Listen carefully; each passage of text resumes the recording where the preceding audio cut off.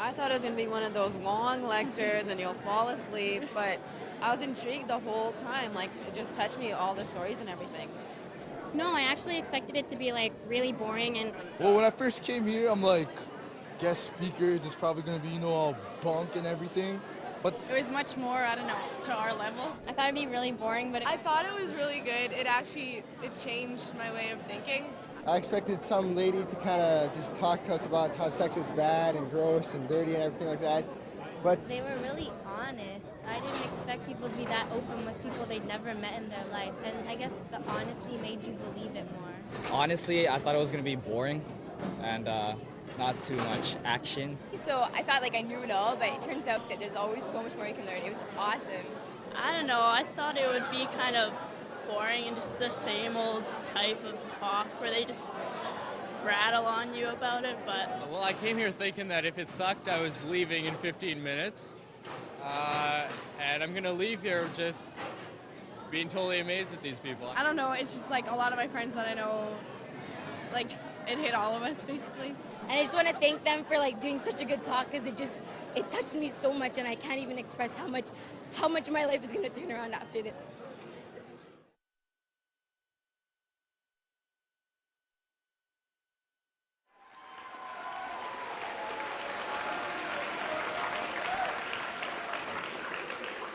Welcome, everybody, to our talk this morning. Our speakers this morning, Jason Evert and Crystalina Padilla. They come to you from San Diego, California, and I would like you to welcome our guest speakers this morning, Jason and Crystalina. Jason, take it away. Thank you. Thank you, guys. Thank you, guys. To get started, I need a guy volunteer from the audience. I need a big guy, big. Okay, you're pretty big. Okay, come on down. Yeah, that'll work. Come on down. Give him a hand. Come on up here. There you go. Now, what's your name? Luke. Good to meet you, Luke. Everybody say hi, Luke. Hi, Luke. Now, Luke, do you know what the talk is on today? It's on chastity. I'd say it's a sex talk today. So since this is a sex talk, we've got to cover certain issues like how far it's too far to go with a girl on a date, and stuff like that. So what Luke and I are going to do is he and I are actually going to show you guys how far is too far to go on a date, okay? Now, and in order to do this, I'm going to be the guy, Luke is going to be the girl, okay? Now, Luke's not a very pretty girl, but that's okay. That's a good thing. That's a good thing. But we can change that. So we'll get Luke prettied up a little bit. So why don't you throw this on? There you go. That's the front. It's a little nappy. You'll be pretty. There you go. That's frightening. Now I've actually never dated anyone named Luke before, so we're gonna give you a name change, and your name is gonna be Shanae, okay? So now, Shanae and I, we decide to go for a date. So we go for a date at the Grand Canyon, right here, and I start thinking to myself, well, how far do you think I can get my beloved Shanae to the edge of the Grand Canyon without actually throwing him off the Grand Canyon? Him, her, it, whatever, but there's only one way we can find out how far you can get to that edge, so I've got to pick you up into my arms, okay? All right, so hold on to this. Hold on to me. And hold on tight. Hold on to me. Hold the mic. Now, how far can we get to the edge? Can we go further? That's far enough. Okay. All right. Take a seat. Give him a hand. Good job, Luke. Thank you, bud. Now, good man. Now, what's the point of that whole deal? The point of that is basically this, that none of us guys would take a girl who we love to a dangerous place and say, well, how close can I get to killing her? Usually we don't ask, but when I was in high school, we'd always ask in our relationship, well, how far can you go? I mean, should we do this together? Should we do that together? And in my high school, they'd give us the sex talk, but every time they gave us a sex talk, all it was about was guilt or fear. It'd be like, they'd get up there and they'd be like, sex is bad, sex is dirty, poo-poo, poo-poo. Or they'd be like, you know, you're gonna die, sex is gonna kill you, you know. And they'd try to scare the pants off you, or pants back onto you if that be the case. But it was all about fear. All they tried to do is scare us. They'd sit you down and they'd talk to you about gonorrhea, but they never sat us down and said, now here's the difference between love and lust. Here's how you know when you really love a girl, and here's how you know when you're getting used. They never made that stuff clear to us. So I remember I was in high school, I hooked up with this one girl, and we were doing all sorts of stuff, and she stops me. And she's like, Jason, you're not gonna leave me like the other guys, are you? And I was like, no. And she's like, oh, you're so sweet. And I was like, okay, all right, anyway, and whatever. And we did different things, then we came up to that line, and I had to ask myself, okay, you know, should I lose my virginity to this girl? And I thought, well, do I love her? And I thought, well, I've known her for 3 days. And I'm like, this is love. And I could hear in the back of my heart this voice that just said, Jason, this gift is not for her. That gift is for your bride. Please wait for her. And we cooled things down. We went our separate ways. I hooked up with another girl, came right up to that line, and then the same voice, Jason, this gift is not for her. That gift is for my bride. Please wait for her.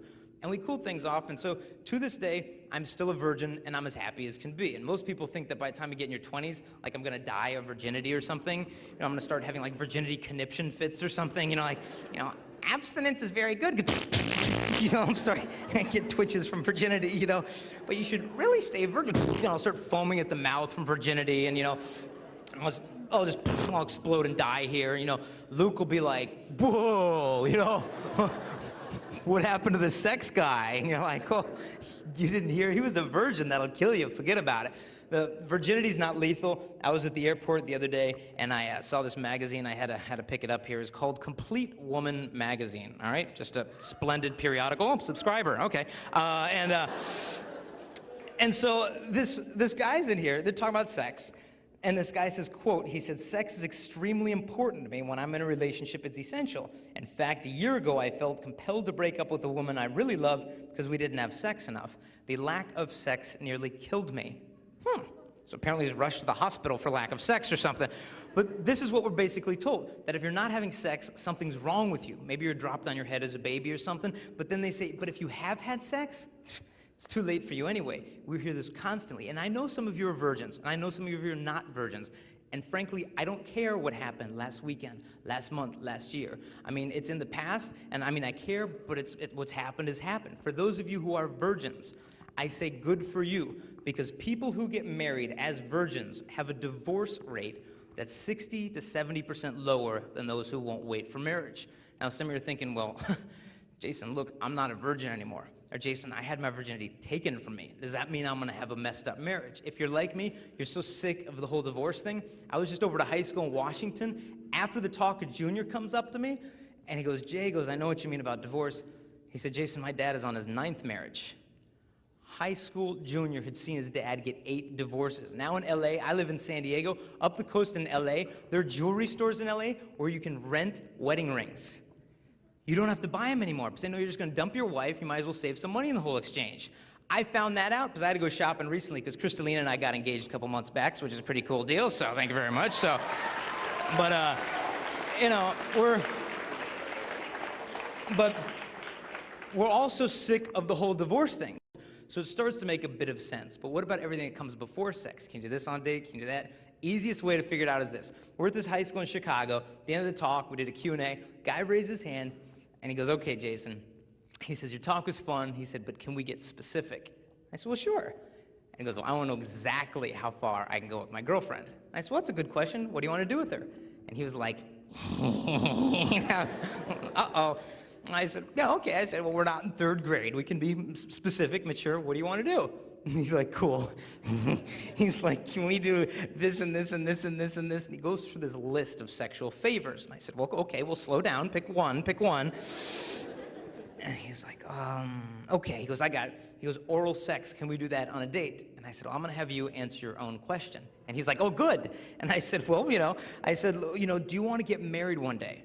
And he's like, yeah, I'm going to get married one day. I said, that's cool. So I said, so if you're going to get married one day, I said, that means that your future wife, your future bride, she's out there somewhere right now, isn't she?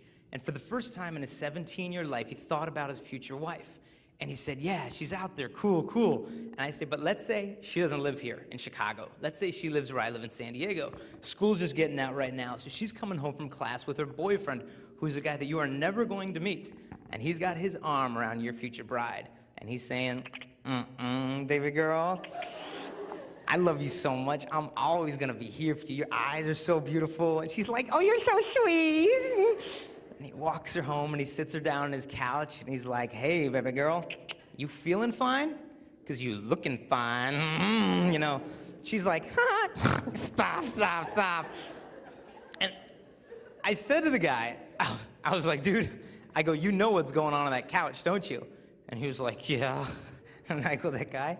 I said, that guy, he's emotionally manipulating your future bride into giving him oral sex, trying to make her think that if she gives him that, he'll like her more when he's just using her more. I go, does that bug you? And the guy was like, ooh, gross. No, I don't care. And I was like, really? Does it bug you at all? He looked at the floor and he's like, no, I don't care. And I go, what if it was going on right now as we speak? That guy doing that with the woman who will kiss your children goodnight. Does it bother you? The guy was like, the guy next to him in class was like, I'd be ticked off. And the guy's like, and I said, see, it's pretty easy. If you don't want some guy going there with your future wife, it's a good place to draw the line as well. And this is not a condemnation of any of us. It's a calling to all of us of a better and a deeper kind of love. And I'm not going to stand up here in front of you guys and say, you men in the audience, you guys have to be like me. Because it's a joke, it's a lie. If you're a guy and I'm a guy, we're identical. Look in your heart, same thing as mine. There's this desire to lust after girls, but then there's this desire to properly love a girl at the same time, and there is a tension. But I want you girls to realize the guys you're sitting next to, we've all been lied to about manhood. We're supposed to learn it from our dads, but a lot of us guys haven't seen our dads since we were 3. Some of us see our dads every day of the week, but we hardly even know the guy.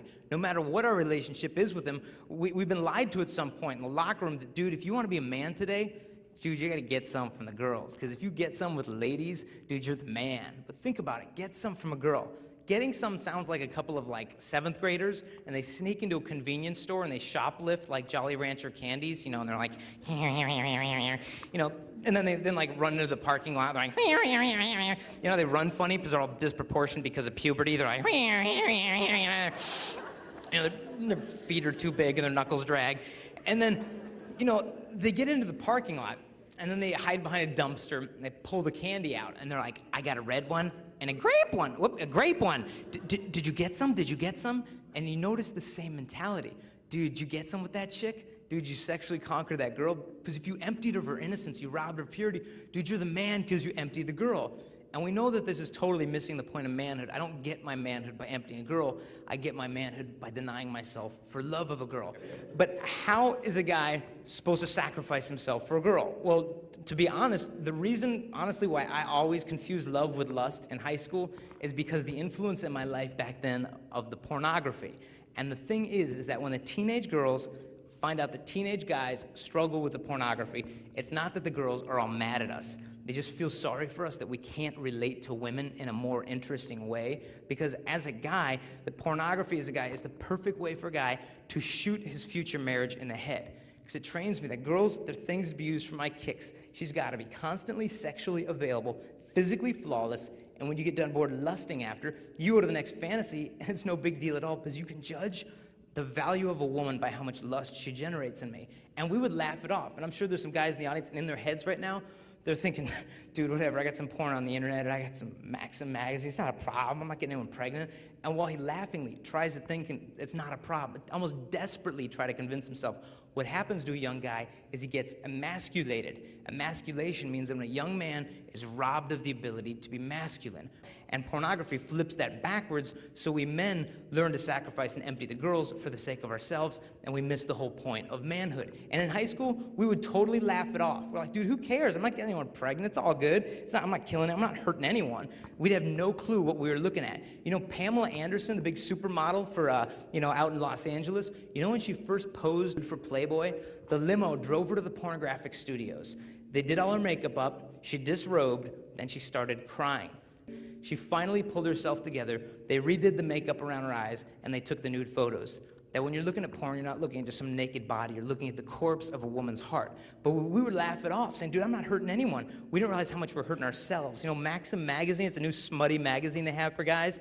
You know, Maxim magazine has paid computer companies up to $20,000 a pop to generate fake cover models. I'm not saying she's airbrushed. Her legs are fake, her face is fake, her breast is fake. The whole woman is completely computer generated. So we as guys are trained to expect our wives to live up to this impossibly perfect fantasy. And where does this leave our brides one day? I had a friend in college who had all the porn, and he basically assumed, dude, who cares? I'll throw the porn away when I get married. I'm getting married in a few months. Then you can have sex whenever you want. It's all good. And I went to his wedding, beautiful wedding, and the guy was divorced in 3 months. All that he did was transfer the fantasies of lust from the porn onto his bride, and the marriage was done as soon as it began. So if you think you're gonna get married as a guy and you have the porn, ask yourself one question. Ask yourself, dude, is my bride's body, is it worth waiting to see? Or is she frankly not even worth waiting to see? Because if I can trash the porn tonight, I'm training myself in faithfulness before I ever even meet that girl. You look at the pornography, it takes like 20 seconds to look at it, then it takes like 20 years to forget what you saw. And you as a guy could imagine if your future wife is at home from school right now. She's on the computer. She gets an email to invite her to visit some pornographic website of guys. I would imagine you would pray that she would have the strength just to delete it. Imagine you're carrying your wife into the honeymoon suite for your wedding night, and she's got her arms locked around your neck. And she says, honey, I'm so excited about tonight. And you're like, me too, me too, me too, me too. Walking her in there, and she says, honey, to get ready for you tonight. And you're like, She says, honey, to get ready for you tonight. She says, I've been looking at thousands of pages of naked men on the internet. You'd be like, yeah, babe, maybe waited all life, but don't you sort of have to wait with your eyes? And that's what it comes down to. If I can't say no to sex, what's my yes even worth? Having come with me from San Diego is my fiance, Crystalina, so please give her a warm welcome. Come on up, hon.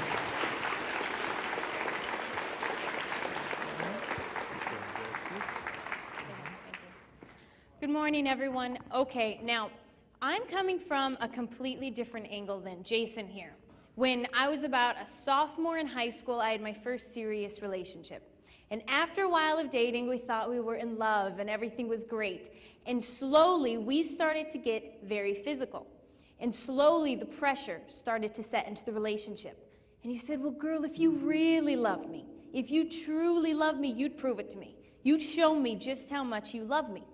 So I needed advice. So I went to my girlfriends and I said, well, he kind of wants to do this with me, and he wants to do that. And they said, well, if you aren't doing this with him, and if you aren't doing that with him, then I mean, well, what's wrong with you? Everybody's doing it. You love him, right? And I thought, well, yeah, I love him. They said, well, then what's the problem? So at the age of 15, I lost my virginity, thinking it was going to cause this huge, great emotional bond between us. We were going to be on cloud 9 and so in love. And in all actuality, it eventually destroyed any love in the relationship, and all respect was just thrown out the window. Because if I couldn't even respect my own body, how was he supposed to respect it? And after a while of dating, it seemed like he didn't want to spend time with me anymore. He was basically spending the time with my body. Now, when a girl is being used, she knows it. She knows it in the depths of her heart. She may deny it, she may ignore it, but she knows it, and I knew it. And after a while, we were constantly fighting. He was cheating on me, and we broke up and went our separate ways.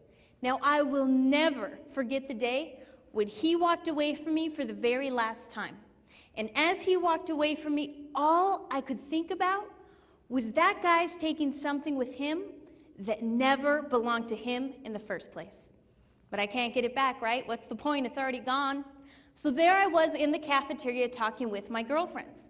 And I came to this conclusion, okay, if a guy can date me for about 6 months without sleeping with me, then he must love me.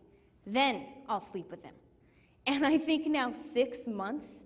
6 months is the price that I put on my body? If he gives me just a little bit of that time and just a little bit of that attention, that's the definition of love. And I carried this mentality all through high school. He was the first guy that I slept with, but he wasn't the last, because it starts a vicious cycle. And after a while, I was pretty deep into it. Now, I'm not standing up here pointing my finger at you guys, saying, you guys, you're the problem. No. I happen to believe that you guys will be as much of a gentleman as we ladies require. Now, I wasn't acting like a lady back then, nor dressing like a lady back then. Therefore, they didn't feel the need to rise up and act like a gentleman around me. And what seems to happen sometimes is that girls will give guys sex for the sake of getting the love from them. And guys will give girls the love for the sake of getting the sex from the girls. And it can go both ways. Now, with this lifestyle, I got into the partying, I got into the drinking, I got into the clubbing. You name it, I was into it. And granted, at the time, yeah, I thought it was a lot of fun. It was very attractive, and I know what that's like. But I also know what it's like to wake up the next day when that party's over, when those friends are gone, and when I was there by myself. And I remember waking up thinking, I can't believe I did that last night. I hope I don't have to see his face in the hallway at school on Monday. What if he tells everybody what we did last night? What if I'm pregnant? What am I going to tell my mom? What if I have a disease now? What am I going to do? All of these things constantly going through my head. And the night before, my friends would always say to me, oh, it's all fun and games. Don't worry about it. It's not a big deal.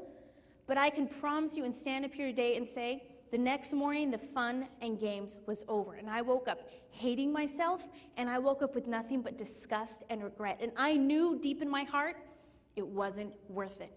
There was a girl that came up to me after one of our talks, and she said, you know, during the talk, I was thinking all the hooking up with guys, all the going to parties, doing this and that.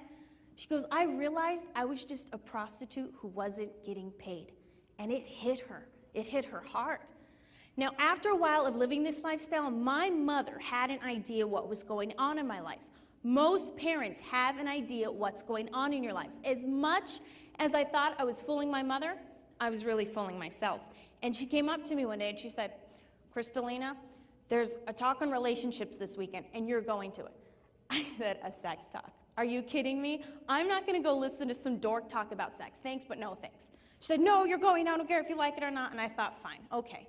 I'll go to her little talk. I'll sit in the very back of the room for 15 minutes, and I'm out of there. I have a party to go to. I have friends to see. I don't have time. And in that 15 minutes that I sat there, my life was changed. There was a guy who was very honest, blunt, and real. He talked about all of the girls, all of the sex, all the pornography, all of the partying he had been into, and he just laid it out. And I felt like that guy, he had grabbed my hand out of the audience, and he walked through my life. Like he could see the things I was most ashamed of and hiding, and I thought, well, what's the difference? He's done the same exact things I've done, and I just watched him, and he just had this peace, this joy, and this confidence that he carried about himself that I didn't see that in my friends. I didn't see that in the places I went to, and I definitely didn't see that in the guys I was dating, and I wanted it. But he had one quality above all of them that I wanted more than anything. He wasn't ashamed of himself. I sat in my seat trying to figure out one day that I hadn't been ashamed of myself after I'd started living that lifestyle. I couldn't find one. A single day of just true peace and joy, not worried what I'd done prior that night, prior that weekend, prior that month. Never any peace, always worried. And I realized in that moment, I needed to get my standards out of the gutter and raise them as high as I possibly could, and I needed to start respecting my body for once. And I went home that night and I wrote down every single thing that I had done, which was a lot and it was very overwhelming. Then I wrote down everything this guy had said to me, and I put it in an envelope and I hid it in my bedroom. Because I knew that weekend that temptation was gonna be there. And I can promise each and every one of you, those temptations will always be there. And sure enough, that weekend, there was that party, there were my friends, there were those guys, and I ran to that letter. And it was a very harsh reminder what was there waiting for me, and I didn't do it again. Instead, I wrote another letter, and every single time I was tempted to go back to that lifestyle, I would read my old letters and write a new one. So now I have this huge stack of letters of all of the no's that I've said in my life. Now, Jason here has waited 27 years for his future bride. In 2 weeks, we're getting married. I can't stand up here and say, on those Friday nights, on those weekends I was out partying with my friends, I held myself back for love of him. that I was respecting my body for love of my future husband, because I wasn't, and that's a lie. And I can stand up here and I can look in your eyes, all of your eyes. But every day for the rest of my natural life, I will look into those eyes. And it tears me up that I allowed someone to rob him of a gift that was meant solely for him and no other. Now, Jason knows everything I've done in my past. He knows it all and he accepts it all. But he loves me for the person that I've become, and that's what matters most. But when I turned my life around, a lot of my friends, they didn't get it. They thought it was some big joke. They just constantly made fun of me. They're like, well, what are you, a prude now? What are you too good for us? What's your problem? They just couldn't get it. And they were just constantly making fun of me. And I went home one day and I told someone what was going on. And the best advice they could give me was, oh, don't worry about it. Just ignore it. You're doing the right thing. Well, I tell you today, if anyone makes fun of you for living out a lifestyle of chastity, of purity, of respecting your body, and you get made fun of for that, you remember it. You remember every single word they say to you. Go home, make a book of it, write it all down. Because when you stand in front of your bride or in front of your husband on your wedding day, you tell me, where is the laughter? Where is the mockery? Who is going to be making fun of you then? Nobody. There will be complete silence in that place on that day. And any of those people that made fun of you would pay $1 million to be in your shoes. And when you stand up there, you will say, I will honor you and I will cherish you all the days of my life. Well, today's a day of my life, and today right now is a day of your lives. So keep that in mind and take it to heart, because your lives are going to be so much more than these 4 walls in this high school, and it's going to go way and far beyond that. For those of you in the audience that are virgins, I have the utmost respect for you. And I think that is just awesome. And don't ever be ashamed of that, but be proud of that. Because I know plenty of people who would love to trade places with you, and I am one of them. For those of you in the audience that have made past mistakes, I don't care where you've been, I don't care what you've done, because frankly, I've been there and I've done that. And it is never too late to start over. There was a girl in Philadelphia that came up to me after one of our talks, and it turns out she had slept with 15 guys in the past 3 months. Now, you know the names her school had for her, the label that they called her. That girl, she is a slut, and that's all she's ever gonna be. And I asked her, I said, why are you doing this to yourself? She said, oh, it's fun. You go to parties, you hook up, it's fun. And I said, is it really fun? And for once, someone took this poor girl seriously. She said, look, no, it's not fun. She goes, my parents are going through a divorce right now. The minute I walk into my home, there's nothing but hurt and hate. And just for the moment when those guys hold me, it feels like love. Even though I know it's not, at least I feel like somebody wants me. That girl is not a slut. She's not a this, she's not a that. She has a heart identical to yours and to mine. And ultimately, all that we want is love. So if it's too late for her to start over, then it's too late for me to start over. And frankly, it is never too late for anyone to start over. I don't care who you are, where you've been, what you've done, it doesn't matter. All that matters now is where you go from here. Now, later on in the talk, I'll give you a couple means and ways that you can actually live this lifestyle out. Thank you.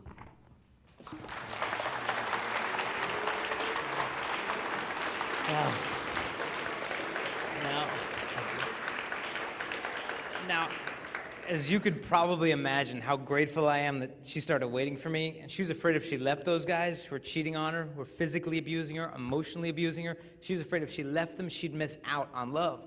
But the only way we would have missed out on love is if she stayed with these guys who loved sex more than they loved her, just staying in these relationships, blindly hoping it's going to improve. But she had that respect to step out. And when I met this girl, she was free. She wasn't just available. She was free, confident, independent, pure, mature, and it was just wildly attractive. And I think with girls long for love. Everyone wants love. But I think sometimes a girl may want love so much, she can shoot herself in the foot. And it happens different ways. Like one way is like if a girl goes from relationship to relationship to relationship, relationship and never sit still. My brother and I, when we were kids, we'd play this game called lava, right? You take all the cushions off the couch and you like throw them on the floor, and you have to jump from cushion to cushion. You jump on a cushion, you jump on the cat, you jump on a cushion. Yeah, you still play? Okay. And you know, you can't step between or like you die.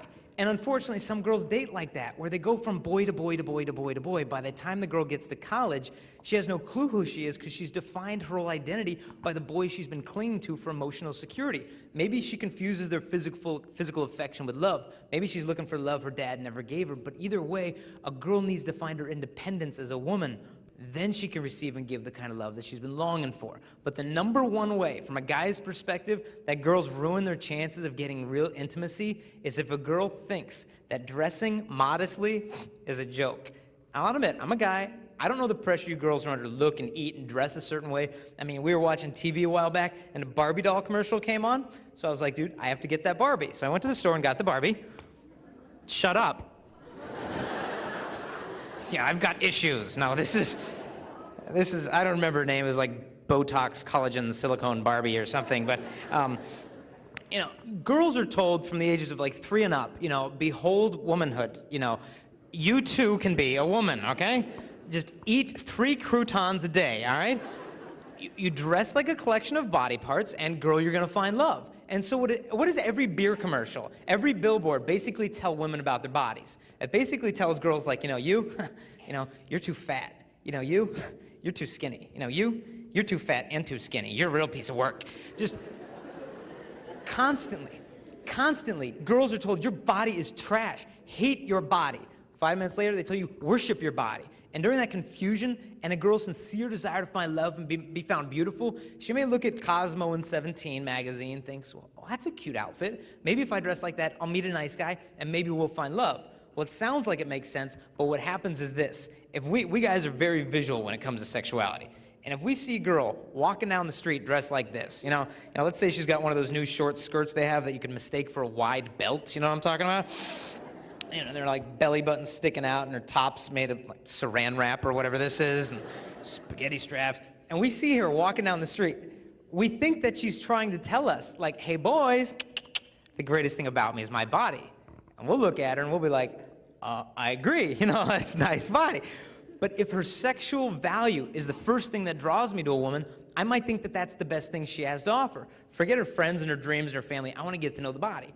And a guy might say or do whatever necessary to get access to her body, and if she gives him access thinking, oh, maybe he'll like me more, usually what happens is the guy loses respect because he gets bored. He moves on, and she's left there thinking, well, maybe if I'd been skinnier, he would have liked me more. Maybe if I'd done more with him sexually, he would have stayed longer.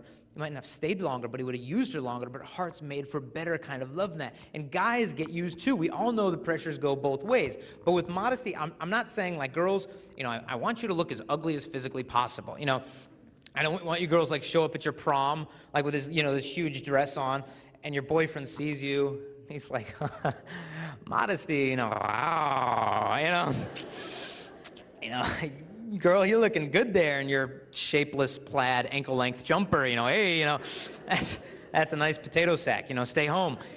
I mean, modesty does not mean a girl tries to look ugly. It doesn't dampen down your allure. Modesty means a girl takes the beauty of womanhood and uses it to teach men about her dignity. Because I tell you, I never knew how to treat a girl till I dated one in college who dressed modestly, and it was captivating.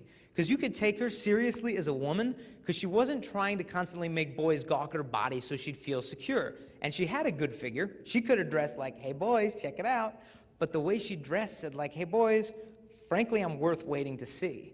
And under that humility was something radiant you could not get bored with because that girl had that deeper reverence for herself. By the way a girl dresses, by the way a girl dances, you can tell if she wants you to treat her like a gentleman or not. And as Crystalina said, a guy will be as much of a gentleman as a woman requires. And I'll grant you girls, you have the power to turn a guy's head, but you also have the power to turn a guy's heart. All the belly button shirts that are out there, I beg you as a guy not to wear the belly button shirts because a guy's belly button is very different than a girl's belly button, okay? Like a guy's belly button, for one, it's not that exciting. I mean, there's probably lint coming out, you know? Just being honest, you know, we're in Oakland, and I said that at a high school. I'm like, there's probably lint coming out. I look over, there's a freshman girl over here, and she's like, I'm like, you're checking for lint, aren't you? And she's like, ah! You know, she was mortified. It's pretty funny. But But the girl's belly is different because that area is the womb, and it is priceless. It's a treasure. It's a mystery. So you veil what demands the reverence. On our wedding day, she's going to have a veil because she's dirty. No, but I'm not going to lift the veil and be like, I promise to, you're dirty. You veil the bride because she's priceless. And all the belly button shirts, if you want a guy to think you're special, that you're intelligent, that you're worth respecting, showing us your belly button won't help, because we guys are so visual. And I'll grant you girls, it's so hard as a guy to be pure nowadays with our thoughts. We need your help. Guys don't like to ask for help. You ever drive with a guy who's lost?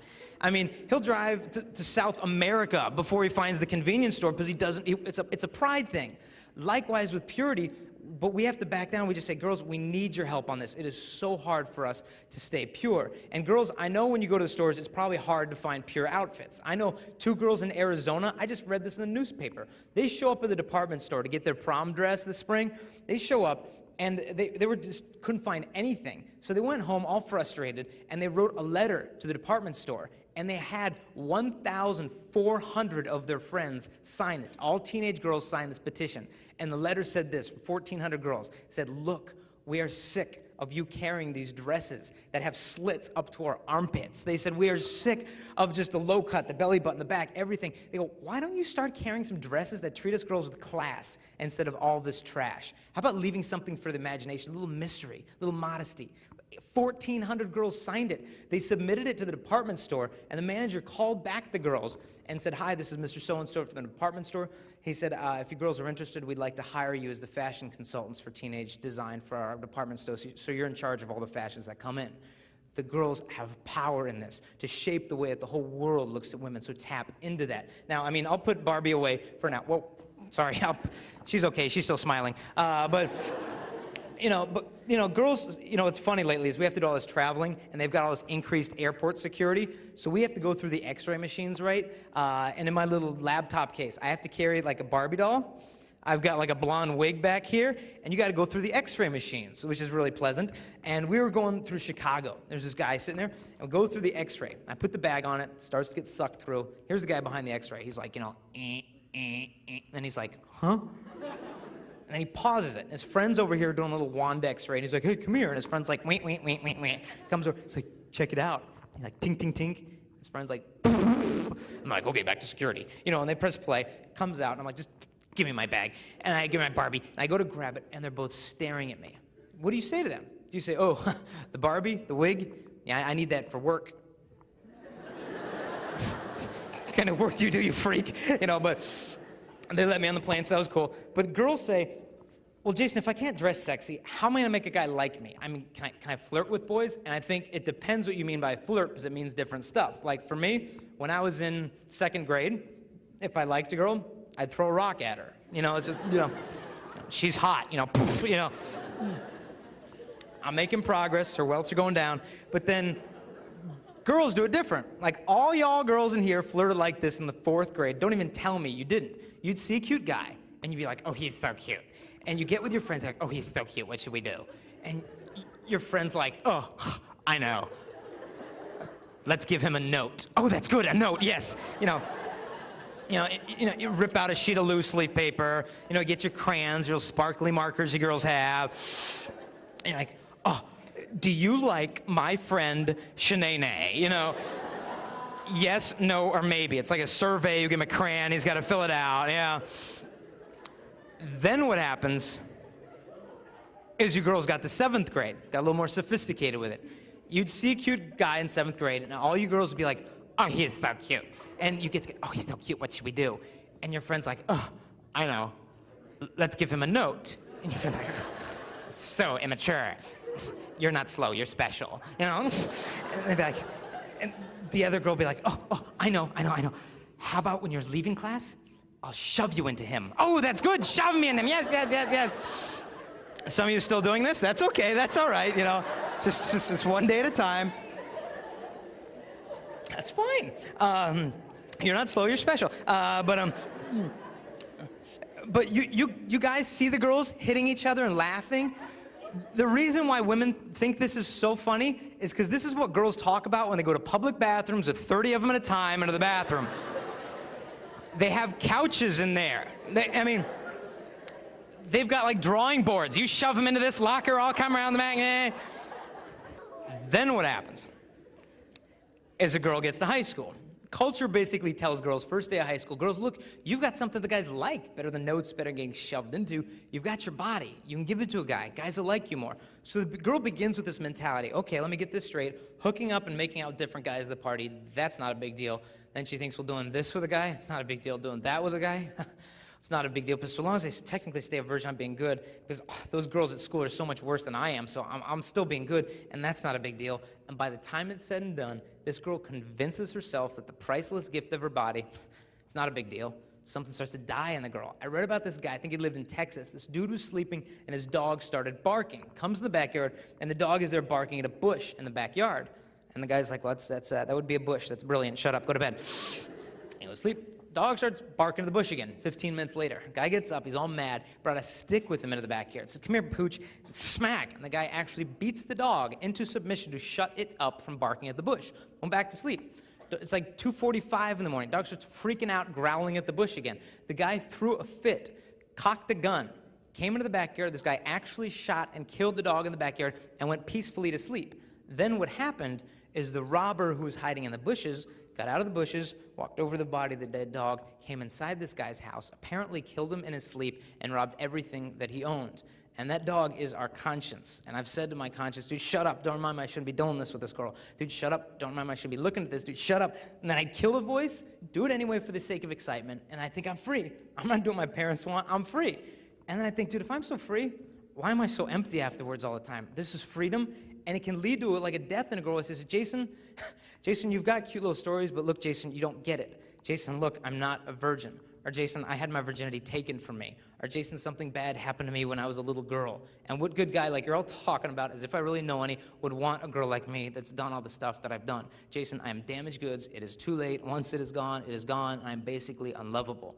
And the girl just thinks it is simply too late. Well, I will tell you the greatest example of womanhood and purity in my life is a friend of mine back home who slept with more men than I can count. And one day she said, I am tired of this. This girl's life has done a 180. She's settled down, married to a friend of mine that raising the most beautiful family, and I totally look up to this girl. She started over. Crystalina started over. I've started over. Now we're getting married in 11 and a half days, not that anyone's counting, but with our wedding coming up, we're setting the foundation for our love together. We're doing different things. Like number one, there's no way that we're gonna live together before we get married. You know, shack up and cohabitate. You know how some couples live together, they like play house for a little while, test drive each other, then they get married?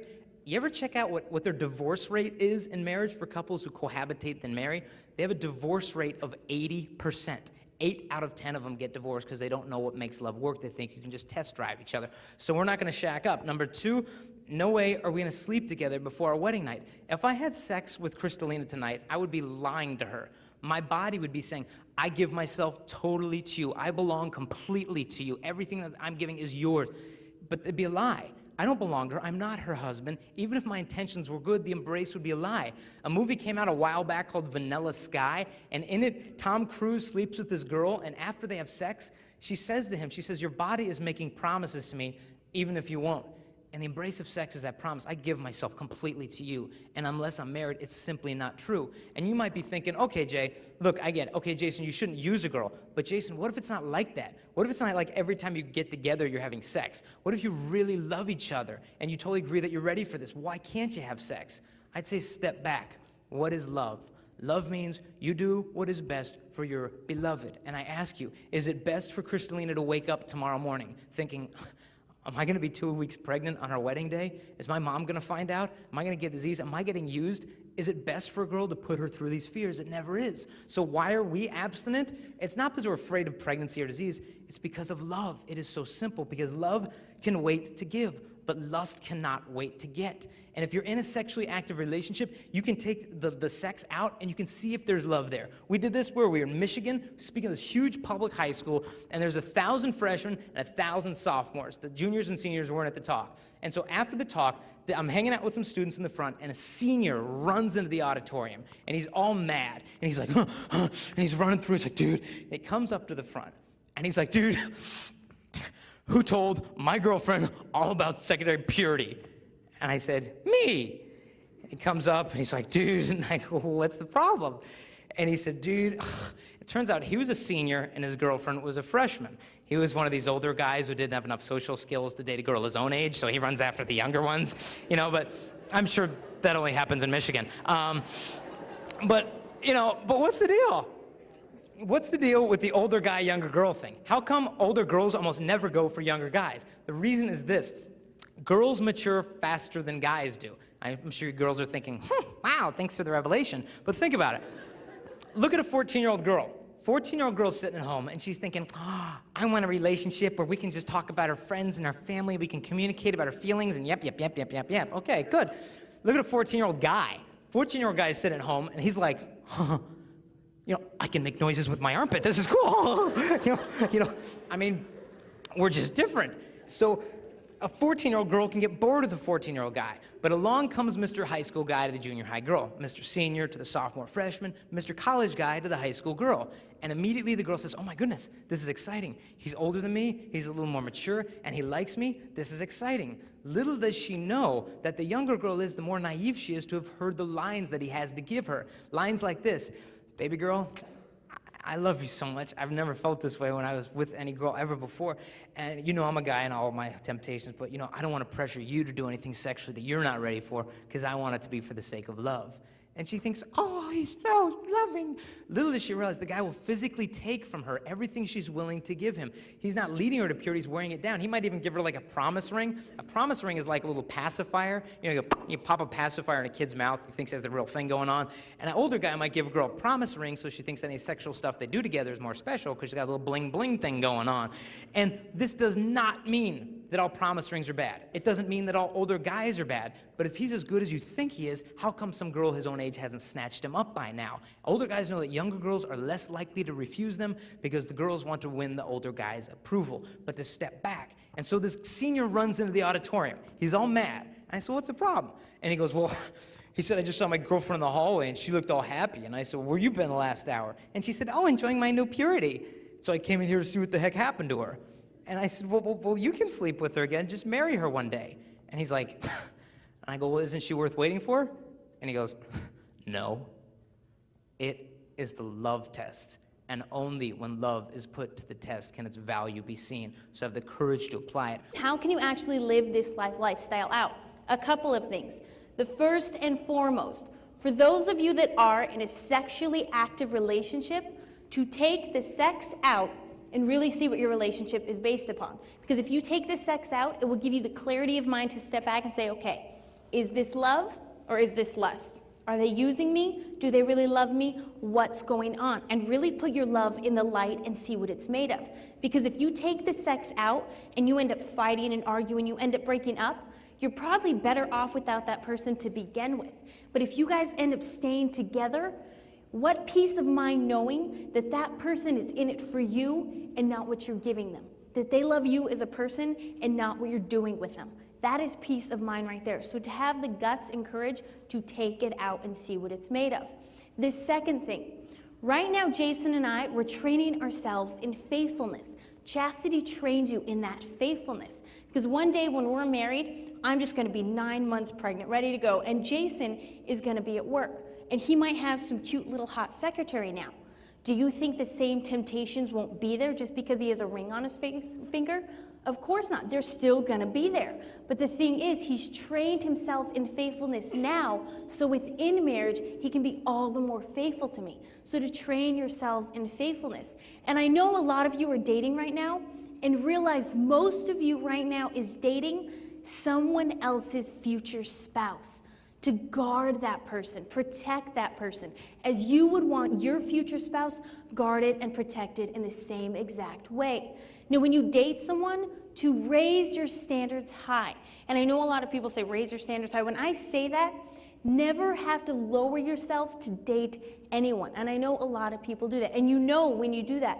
But to keep your standards high, because everyone in this room, no matter where you've been, what you've done, you are worth waiting for, and you deserve the best. And if that person doesn't want to wait for you, they're always pressuring you this or that, frankly, they're not worth you, and you deserve better than that. So to set your standards high.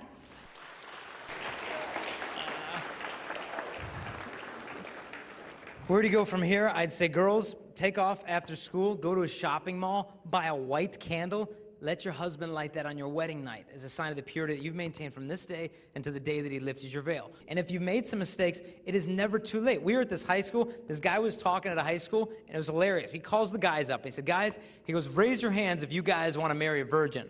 And all the players and all the jocks were, yeah, I want to marry a virgin, yeah, yeah. So all the guys had their hands up. He's like, okay. He said, keep your hands up. And everyone's like, yeah, yeah. And he goes, ladies, I want you to look at the guys. And the guy's like, uh-oh.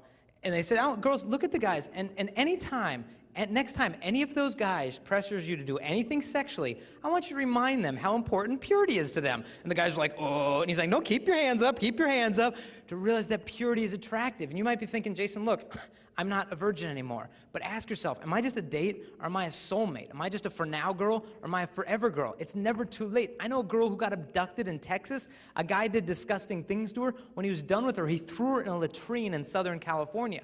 Construction worker came, looked in the latrine, and the girl's up to her neck shivering in the human waste.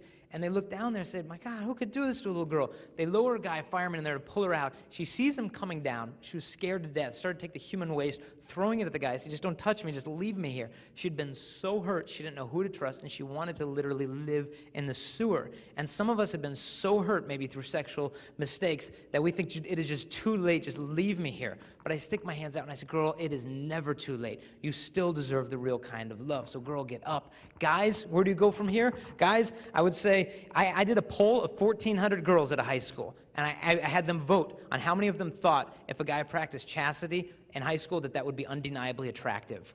1,400 of the 1,400 girls said, yes, it is undeniably attractive. It's tough. We were at this high school. They're the best high school basketball team in the country. And after the talk, the center of the basketball team comes up to me. He's like 6'10". He walks up to me and he's like, can we talk in the back? And I'm like, yes, sir, yes. And I went back somewhere. I said, what's going on? And he goes, honestly, man, he goes, I've been with so many girls. He goes, I've done so much stuff. And he goes, I knew every time I was killing her, but she wanted it. I wanted it. Half the time you're drunk, so you can just blame it on the beer. But he goes, dude, how do you start over when you've been where I've been? He goes, I want to learn faithfulness before I meet my wife. I don't want to give her all my memories, diseases, baggage. He goes, I want to give her a clean heart. How do you get that when you've been where I've been? And I said, dude, you've already started. You have that will to love her. That's where purity starts, in your heart, not from your body. I said, it's hard, but I said, you ever watch a wrestling match in high school? And if you're wrestling, and if you get the back of your opponent's head, you can direct his body wherever you want it to go. And I said, it's the same with purity. If you can get control of the way you think about girls, you'll change the way you talk about them, you'll change the way you treat them.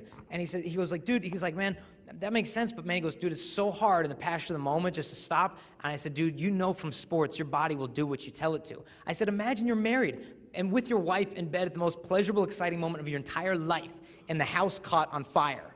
What would you say? Would you be like, oh no, it's too powerful. I can't say no to sex, we're gonna die. No, you'd get your Snow White butt out of bed, save the kids, get on the front lawn, because your body will do what you tell it to. So don't wait for the girl to stop. But the greater feeling of responsibility you have for her, the more real love there is. And I will grant you, this lifestyle is hard. We made these little abstinence commitment cards. It's sort of like an ATM card, but you can't get any money out of it, sort of like mine. But you can sign it, you can date it. My friend got one of these in high school, met him in college. He was in high school, said, yeah, I'll save myself my bride, that's cool. Signs it, dates it, put it in his wallet.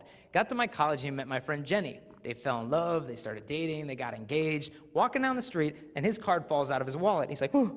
And she's like, what's that? And he's like, nothing, give it to me. And she's like, no, and she runs off. And she goes, oh, a purity pledge card. And he's like, yeah. And she goes, I signed one of those in high school too. And he's like, for real? She digs into her purse, pulls out her card. They put them next to each other. They had signed the same type of card on the same year of the same month on the same day years before they ever met. Now, this isn't a coupon for a husband, but it's a good place to start. So we got a bunch of those. One of the last things we want to leave with you guys is we're going to offer your school something called a Pure Love Club. It's chastity. It's not like an abstinence bereavement group. You know, you like get together at lunch and you're like, okay, did you have sex? You know, no. Do you have sex? You know, no. Let's hug. Wah. You know, this is basically, we're raising up an army around the country of people who are spreading this message through their schools. And if you're watching the video, you can go to our website and find the guidelines for the club there. Questions and all the materials and stuff that we gave out are going to be there on that website also. Now, we've been able to explain certain things today. but the one thing I know we can't explain to you honestly is the peace and the joy that come from chastity. It's worth more than all the pleasures of the world. And there's so much peace, and that purity will be your super glue. You will have romance without regret, and you can fall in love for the right reasons. You guys have been an awesome audience. We love you very much. Have a wonderful life. Thank you.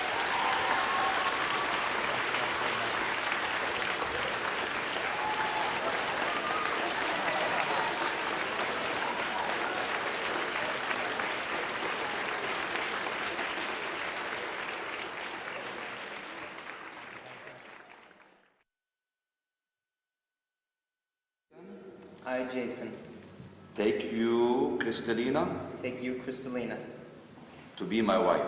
to be my wife. I promise to be true to you I promise to be true to you in good times in good times and in bad, and in bad, in sickness in sickness and in health. and in health. I will love you I will love you, and honor you all the days of my life. all the days of my life. And you repeat after me, Crystalina.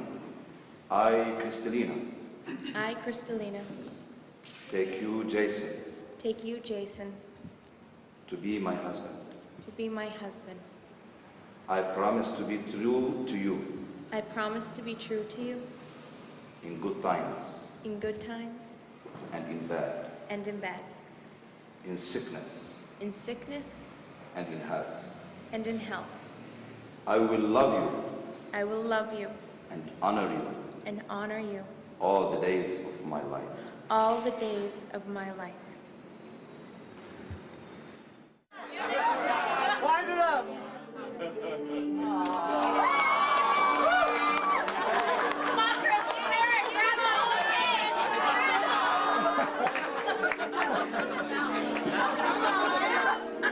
Take your feathers, man.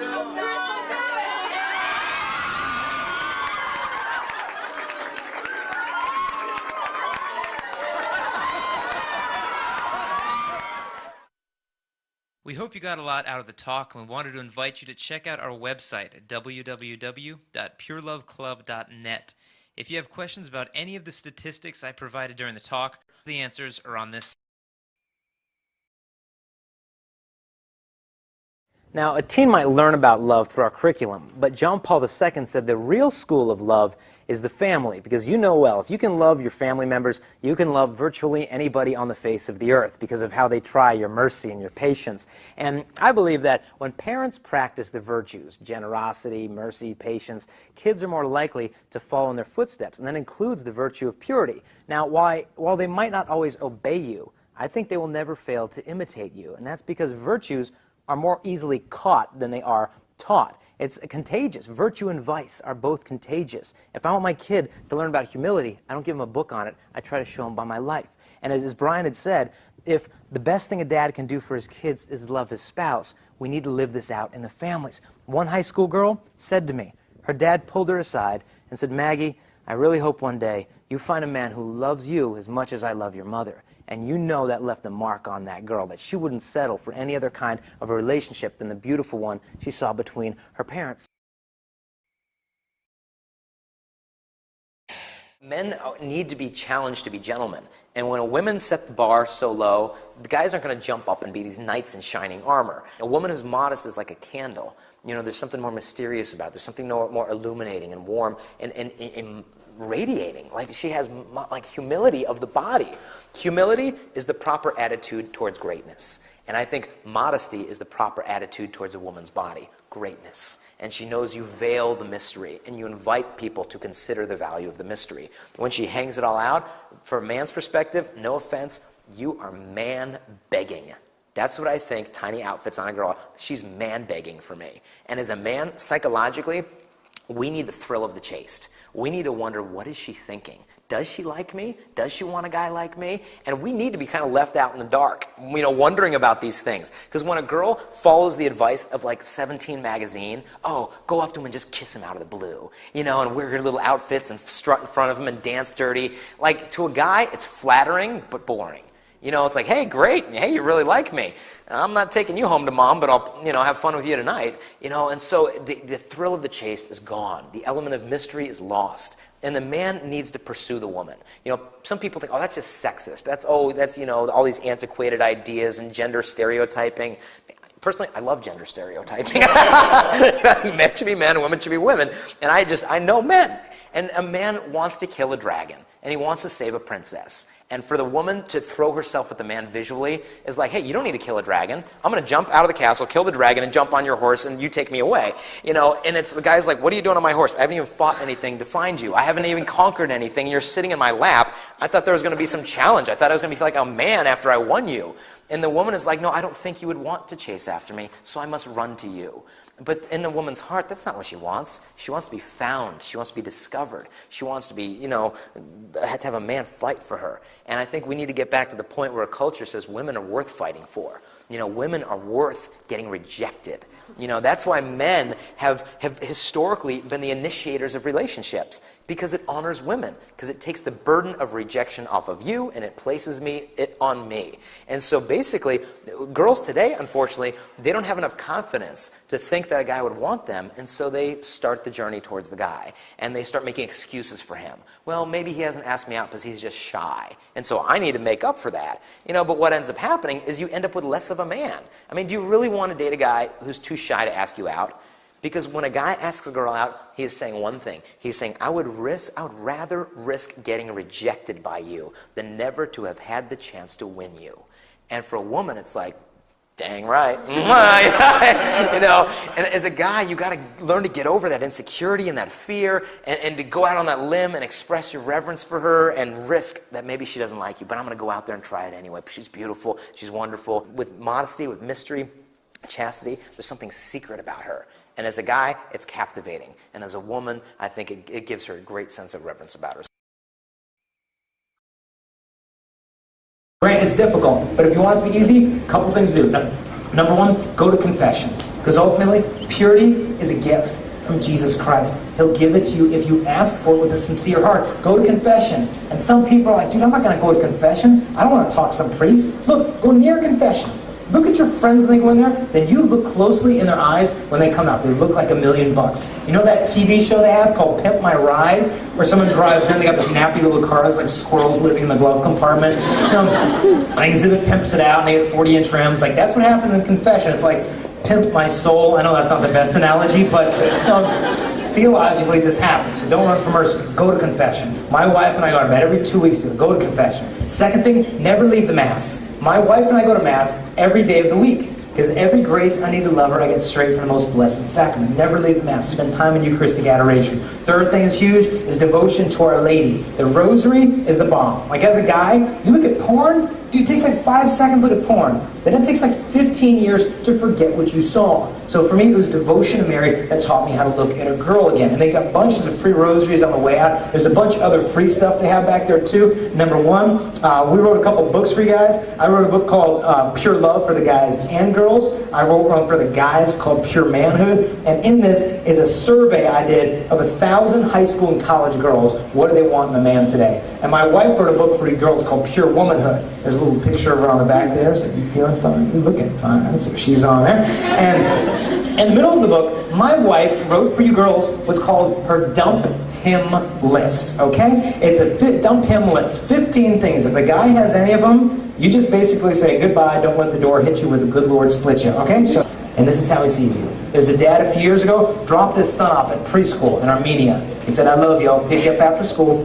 Promise, come get you. Dad drove to work. Huge earthquake struck Armenia. Dad shoots the car back to the school, but it was too late. School's collapsed, faculty's dead. Dad shows up. He said, I know my son is in the corner of that school. Starts tearing off the rocks and the glass. Digs for an hour, 5 hours. His knuckles are bleeding open. His back was cramped up. He dug for 10 hours. People started making fun of him. Give up, it's ridiculous, they're gone, accept it. Dug for 20 hours. Like you guys, fathers, one day you dig for kid forever, 30 hours. And he said, all I was thinking as I dug for my child is a promise I always made to him. No matter what happens, I'm always going to be there for you. 38 hours later, shoved the boulder off, and then under that was the face of his son. And he looked down upon his son, and his son looked up to him and said, Papa, And his son turned to 14 kids who were trapped alive with him and said, see, I told you my daddy was coming to get me. I told you he promised that this is the love of the Heavenly Father in confession. And all he says to you. However, with modesty, it speaks of this confidence that you know that the best qualities you have as a woman are those things that are unseen, the virtues that you possess, your talents, your gifts. When it comes to immodesty, from a guy's perspective, frankly, it looks like you're man begging. Please look at me. Somebody look at me. And I know you long for love, but my fear is that a generation of young women are being raised up now who don't know how to relate to guys in a non-sexual way. And I understand you have a desire to feel good about yourself, but not to have that happen at his expense. Because you know so many guys will try to experience pleasure at your expense, and you want something better. You know it in the depths of your heart. So your question may be, well, where are all these good guys? I'm ready for a healthy, mature relationship with a guy who's got some character, but the fact is, I can't find any of them at my school, in my county, in my zip code, on my continent. They're just not around. Am I supposed to wait till I'm in a nursing home for this guy to come around? And there's this sense of discouragement, a feeling of frustration and hopelessness. And girls so often begin to settle because immodesty, not just the way you dress, it's a quick fix. That lifestyle it really is an invitation of lust. And you will get immediate gratification. The guys will look at you. But you know in your hearts this is not the attention that you long for. And so instead of settling for that impatience, that sense of despair, modesty, the lifestyle of modesty, which is not just about the way you dress. It's not about wearing a muumuu to prom. This lifestyle of modesty is just the way you talk, the way you act, the way you treat guys, the way you dance, is this whole lifestyle of self-respect. And this is a true invitation of love. It shows that you have patience. It shows that you have hope. You will not get an immediate gratification of a guy just gawking at your body, but you will get the immediate gratification of knowing that you know your dignity and you're speaking the truth of it without having to say a word. I'll tell you one girl I know about. She was 2 years old. She had her first memory. It was her dad abusing her mom. Her dad was a total jerk, left the family, never saw him again. He's one of these guys who's male enough to get a girl pregnant, but not man enough to be a daddy. And she's raised without a father. She gets to high school. She doesn't know how gentlemen should treat a lady. Football player asks her out. She's thrilled. They start dating, get more physical. And then he says to her, honey, I've never felt this way about a girl before. I love you. And for her, those words were like magic. She never heard that at home. And she said, well, I love you too, Ruben. He said, well, if you love me, you'll show me. She knew what that meant, so she went to her girlfriends in the cafeteria. She said, Ruben wants to start doing this and that. What do you guys think? They said, you like him, right? She goes, well, yeah, I like him. Then they go, then it's not a big deal. Everybody's doing it. Don't be a prude. Look, as long as you feel ready. So she figured, yeah, it's not a big deal. And at the age of 15, she lost her virginity thinking they'd be forever in love. She said, in all actuality, she said, all respect was thrown out the window. But she said, after a while, he didn't want to spend time with me anymore. He was basically spending the time with my body. Because when a girl is getting used, she knows it. She tries to distract herself, but she knows that there's no peace. He lost respect for her. They started fighting more. Because every time they're together, it seemed like that's all he wanted. And she'd give him sex for the sake of feeling love, and he'd give her love for the sake of getting sex. Eventually, they broke up. And she said, I will never forget the day he walked away for the very last time. She said, all I could think to myself is that guy is leaving with something that never belonged in the first place, and I'm never going to get it back. I'm not a virgin now. What's the whole point of waiting for marriage? It's too late for me. Start a cycle of these relationships. She got to be a junior on campus. Biggest stud at school last drought. Captain of the football team, captain of the basketball team. She's thrilled. They start dating, get more physical. And then he says to her, honey, I've never felt this way about a girl before. I love you. She said, I love you too, Andre. He goes, if you love me, they'll show me. So she goes back to her girlfriends. She goes, now Andre wants to start doing it. What do you guys think? They said, look, let's set some standards. They said, let's not sleep with our boyfriends for 6 months. If they can hold out no sex for that long, then I know he loves me. Then we'll sleep together. And now she looks back and thinks, 6 months? 6 months is the price I put on my body? 6 months of his time, attention, phone calls, that's love? So he held out for 6 months, and they started sleeping together. Now, he really lost respect. He started cheating on her, abusing her, physically abusing her, beat her up in the presence of other football players who weren't man enough to protect her, started emotionally abusing her. Tom, girl, you're so fat, dude, you're so stupid, you're so ugly. Stupid? She got straight A's. Fat and ugly? The girl was a kickboxer, a model, and voted the prettiest girl in a high school of 4,000 students. But he had her convinced she's fat and ugly. She's miserable. She said, those Saturday nights, she said, all my friends would say to me is, oh, it's all fun and games. But she said, you wake up the next morning, fun and games are over. I woke up hating myself. She said, I'd sit in my bathroom by myself, flipping over my pregnancy tests, scared to death. But then I go to school that morning with the biggest mask on my face. I'm so happy. Put a mask on for church, one for my parents, one for the boys, one for my friends. She said, I was so sick of being fake, I didn't think there was any way out. Now, her mom knew what was going on. And her mom said, look, you're going to a talk this weekend. She goes, no, I'm not going to your stupid sex talk. I've heard those before. I know I'm going to get pregnant and die of an STD. Her mom's like, I don't care, you're going. Forces her to go. Now, I don't know who gave her that talk. It wasn't me. But she said that that guy got up there, and in the 1 hour, I just sat still. My life did a 180. She said the guy was so honest and blunt and real. She said he didn't judge any of us. But she said it felt like he took my hand out of the audience, and he walked through my whole life with me. Because he had done all the stuff I had done, all the sex and the drinking. But she said he had something I didn't have. I wanted it back. He wasn't ashamed of himself. He had a backbone. I wanted that. So after the talk, she went up to him, and they talked for a long time. She took his advice to start over and went back to the sacrament of reconciliation for the first time in years. And then she went home and wrote down a list. 61 things she dreamed of in a future husband, why she would never again settle for less. And then that weekend, the guys called her up. Hey girl, want to hook up? We're going over to Andre's house. She wasn't stupid. She knew what they're after. So for the first time ever, she turned them down. And she stayed home a little lonely, and then she wrote her first love letter to her future husband, saying, I said no to them tonight out of love for you. And I'm respecting my body this night out of respect for you. I can't wait for the day we're going to meet with all my hopes and prayers and dreams, and she signs it. The next weekend, they called her back. Hey girl, where you been? You trying to be too good for us? They tried to make her feel guilty for actually taking care of herself for once. She turned them down again, and another love letter. And every time she was tempted to go back that life, she'd read the old letters and write a new one. And as she got stronger, that stack of letters just got thicker and thicker and thicker. Now, why do you think I know all this stuff about that girl? It's because she's the girl who gave me every single one of those letters on her honeymoon when I married her 5 years ago. This girl's my wife. She's my bride. She's the purest thing on earth. Can you imagine for 1 second how grateful I am that she started waiting for me? Could you imagine what my life would be like today if she heard that talk in high school and she blew it off? Chastity, abstinence, what a joke, not for me.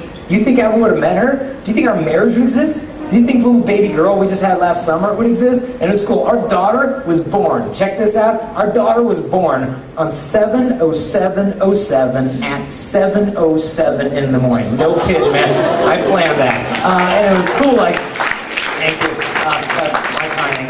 And it was cool. Like when we found out we were pregnant, specifically her, you go straight to the doctors. You get to do a little ultrasound. We get to see a little dude on a TV screen, and the baby was as tall as a grain of rice. You could watch his heart beating. It was awesome. But most of the ultrasounds stink. Like you can't see anything. I'm like, is that his head? They're like, that's his butt. I'm like, well, he's like his dad. But now they got these now high-tech ultrasounds. They're called 4D. They can now zoom in on your kid's face in color, live 3D videos. They got videos now of kids who appear to be laughing in their mother's wombs. And when we got one of our son, it was really small. He was only about as big as like a cell phone. But then when you zoomed in real big on his face, this is what he looked like in my wife's womb 5 months before he was ever born. And you can hear estrogen in the room. And this is the guy who was eating butt cream, by the way. And this guy, like, do you get it though? That his entire existence for all eternity depended on the decisions his mom made back when she was in high school to turn. You brought up the point earlier about how girls sometimes dress in a way that provokes sex from guys, or the thought of it in their minds. But a lot of times girls don't realize this. One girl pointed out to me, she said, a lot of girls don't dress for guys. They dress for other girls. Right. It's like a competition. You know, so if you show up at a party and a girl's wearing the same thing you are, they get like catty, like, yeah, you look better than that than I do. You know, guys aren't like that. You know, if Justin and I had the same shirt on today, he's like, hey, we got the same shirt, we're twins, yeah, how cool.